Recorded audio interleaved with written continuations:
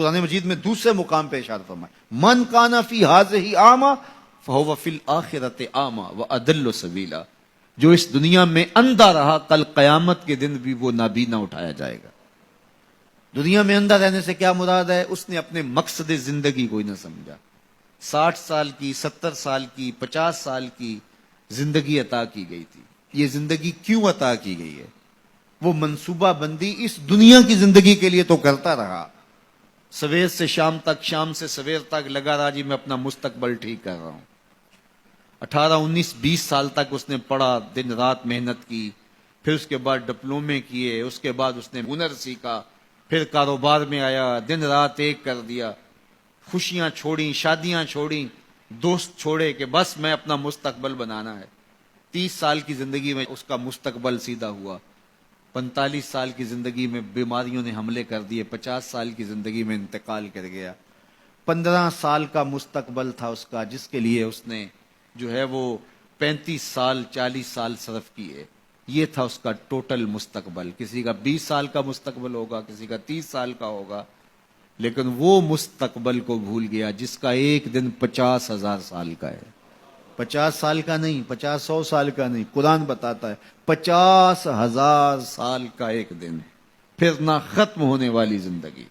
میاں صرف اس زندگی کو مقصود تو وہ سمجھے جس کا آخرت کا عقیدہ نہیں ہے، جو یہ یقین رکھتا ہے اللہ رسول پر، اس کو جو ہے وہ کامل یقین ہے، اور قرآن مجید پر اور حدیث طیبہ کے بتائے ہوئے ضابطے اس کو مستحضر ہیں، اور وہ جانتا ہے کہ آخرت ہے، ہم اعمال کی جواب دہی کے پابند ہوں گے۔ یہ دنیا آخرت کی کھیتی ہے، بوائی کا موسم ہے، آخرت کٹائی کا موسم ہے، تو وہ کیسے آخرت سے غافل رہ سکتا ہے؟ تو اگر وہ اس دنیا کی زندگی کو سمجھا نہ اور نابینا رہا تو کل قیامت کے دن بھی نابینا اٹھایا جائے گا۔ وَأَضَلُّ سَبِيلًا، یہ بھٹکا ہوا شخص ہے جس کو مقصد زندگی سے ہی آگے ہی نہیں ہے۔ ہمیں پیدا کیوں کیا گیا؟ ہم آئے کیوں؟ تو میاں ہم اس دنیا پر آئے ہیں تو ہمارے آنے کا کوئی مقصد تھا، مدعا تھا۔ اس مدعا کو حاصل کرنے کے لیے ہمیں دن رات کوشاں رہنا چاہیے، استغفار کریں، تقوی کے خوگر ہو جائیں، شکر کرنے کی عادت ڈالیں۔ جو شکر کرتے ہیں اللہ تعالیٰ ان کو اور زیادہ عطا فرماتا ہے۔ اس طرح دوسروں کی پریشانیاں دور کریں، اللہ آپ کی پریشانیاں دور کرے گا۔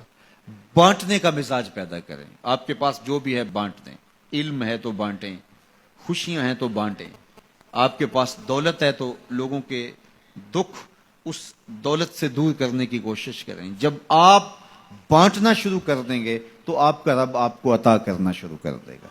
جو آپ نے دیا ہے، جو بانٹا ہے، وہ بھی آپ کا نہیں تھا، وہ بھی تمہارے رب نے تمہیں دیا تھا، لیکن اس کے بدلے میں جو عطا کرے گا، اللہ اکبر۔ کسی نے کہا کتنا دینا چاہیے؟ تو کہا اگر تم گن گن کے دیتے ہو تو پھر ایسے ملے گا، اگر بے حساب دیتے ہو تو وہ بھی بے حساب عطا کرے گا۔ وہ کسی زمانے کے اندر کنووں سے زمینوں کو سیراب کیا کرتے تھے، کنویں سے پانی نکال کر کے سیرابی ہوتی تھی۔ بعد میں یہ ٹیوب ویل آ گئے تو میرے بزرگ فرمایا کرتے تھے کہ کنویں جا کے دیکھو، ان کا پانی بہت نیچے چلا گیا اور بہت گدلا ہو گیا۔ ان کا پانی تو شفاف تھا اور وافر اور فراواں تھا، اب گدلا ہو گیا اور بہت نیچے چلا گیا۔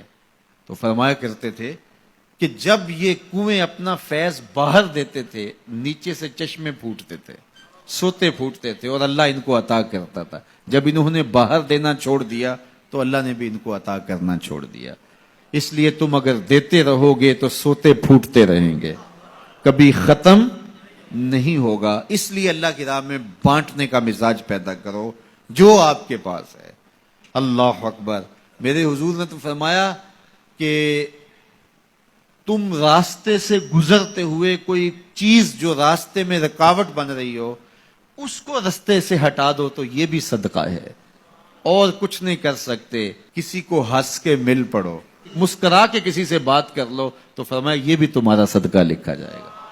یہ نیکی بھی چھوٹی نہ سمجھنا، یہ بھی بہت بڑی نیکی ہے۔ تو جو آپ کے پاس ہے وہ بانٹو تو انشاءاللہ آپ کو اللہ اور عطا کرے گا، اور زندگی کے اندر ایک طمانیت کا نور اور ایک اجالا پیدا ہوگا۔ اللہ جل شانہ ہم سب کو خوشگوار، مطمئن، پاکیزہ اور خوبصورت زندگی کا نور عطا فرمائے۔